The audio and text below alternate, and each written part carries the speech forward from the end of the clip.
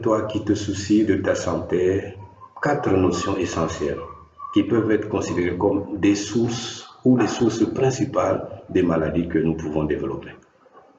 Donc la première source, la première notion, c'est la génétique.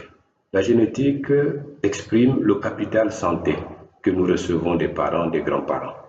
Ce capital-là qui est aussi important à savoir. Donc on a à ce niveau 2 aspects qu'on peut distinguer. Le premier aspect, c'est une transmission directe. Donc une maladie qui est au niveau des parents, qui passe directement au niveau des enfants. Et ça, généralement, c'est le cas de la drépanocytose, de l'hémophilie et tant d'autres maladies qui ont la possibilité de passer directement des parents vers les enfants au travers des gènes. Alors, dans ce cas, peut-être que nous ne faisons que gérer la maladie. Nous ne faisons que gérer la maladie qui est déclarée.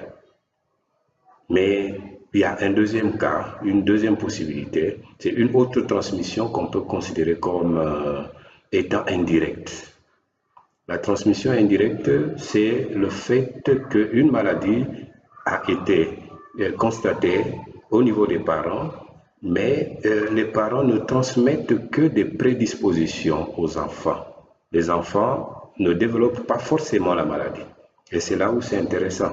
C'est-à-dire, lorsqu'on sait, c'est le cas de l'hypertension artérielle, le diabète et d'autres maladies qui donnent des fragilités, des faiblesses, des prédispositions qui, au niveau des enfants, les exposent à développer ce type de maladie-là.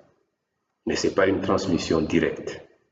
Alors, dans ces conditions, comme je dis, il est tout à fait intéressant de le savoir et de prendre des dispositions de sorte que ces prédispositions-là ne viennent pas se concrétiser. Et ça, c'est une responsabilité de quelqu'un qui sait qu'il est né des parents qui souffrent de telles maladies, de prendre ces dispositions. La deuxième notion que je peux soulever, c'est la notion de l'alimentation. Beaucoup parmi nous ne savent pas ou ne font pas le lien entre les maladies qu'ils développent et la qualité de leur alimentation.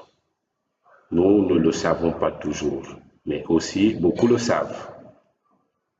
Nous mangeons normalement des protéines, des glucides, des lipides. Nous mangeons aussi des oligo-éléments, des minéraux, des vitamines.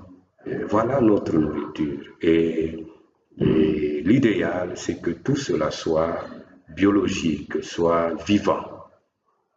Et malheureusement, avec le besoin de conservation, avec l'explosion démographique, on a introduit des substances chimiques, on a introduit des conservateurs, on a introduit des additifs qui font que la nourriture qui est censée donner la santé, finalement, est aussi la même qui donne la maladie. Or, Hippocrate, qui est considéré comme le père de la médecine, dit toujours ou a dit que votre nourriture soit votre première ordonnance. Ça veut dire qu'avant d'aller à l'hôpital, avant d'aller chercher une prescription médicale, notre nourriture devrait être notre première ordonnance. C'est ce que les gens ne comprennent pas. Donc, c'est une interpellation que je peux adresser ici à chacun, de sorte que nous sachions le lien très étroit qui existe entre la qualité de notre alimentation et les maladies qu'on peut développer par rapport à notre santé. La troisième notion que je dois soulever, c'est la notion de la psychosomatique. La psychosomatique, là encore, même dans le cadre des praticiens de la santé, on ignore beaucoup cet aspect qui est au centre, actuellement, présentement au centre même des questions de santé. La psychosomatique traduit la répercussion des émotions, du stress, des pensées sur le corps physique. Ces stress, ces émotions perturbées, ces pensées négatives ont un effet. Et nous savons, beaucoup expérimentent, le savent qu'après avoir passé un temps difficile, des pensées perturbées, et que ceci soit entretenu pour longtemps, nous voyons que ces personnes-là développent des problèmes d'estomac, je veux dire. Ils développent parfois beaucoup de difficultés de santé. Et en ce moment, certainement, ils vont courir rapidement chercher des dragées à l'hôpital, alors que, bon, la source est bien connue. Ils savent bien qu'est-ce qui a conduit à cette situation malheureuse. Donc, la psychosomatique est essentielle. La pensée que vous entretenez pour longtemps va avoir une répercussion sur le plan physique.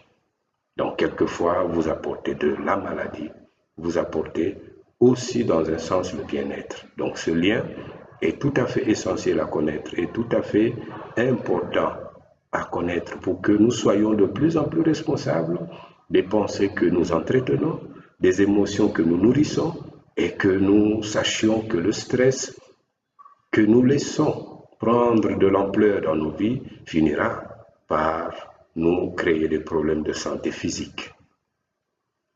Et le quatrième point, ou la quatrième notion que je dois soulever dans ce sens, c'est la notion de l'environnement. L'environnement, c'est le cadre de vie dans lequel nous sommes. Nous voyons actuellement, par exemple, des antennes de télécommunications, nous voyons nous sommes autour des appareils électroménagers, nous sommes avec nos portables. Et donc tout ça, ça émet des ondes électromagnétiques qui ont une incidence sur notre biologie. Toute l'activité cellulaire est impactée par rapport à ces ondes électromagnétiques dans lesquelles nous sommes baignés. Mais dans la pollution aussi, nous pouvons citer la pollution de la terre.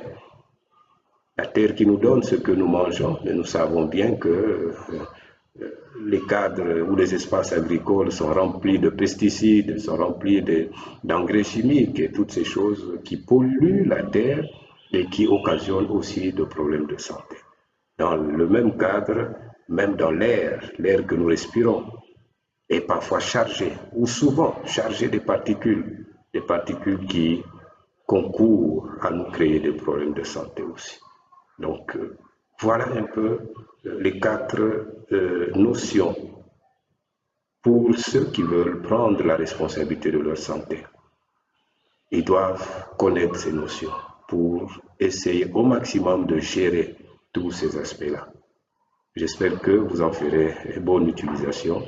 À très bientôt.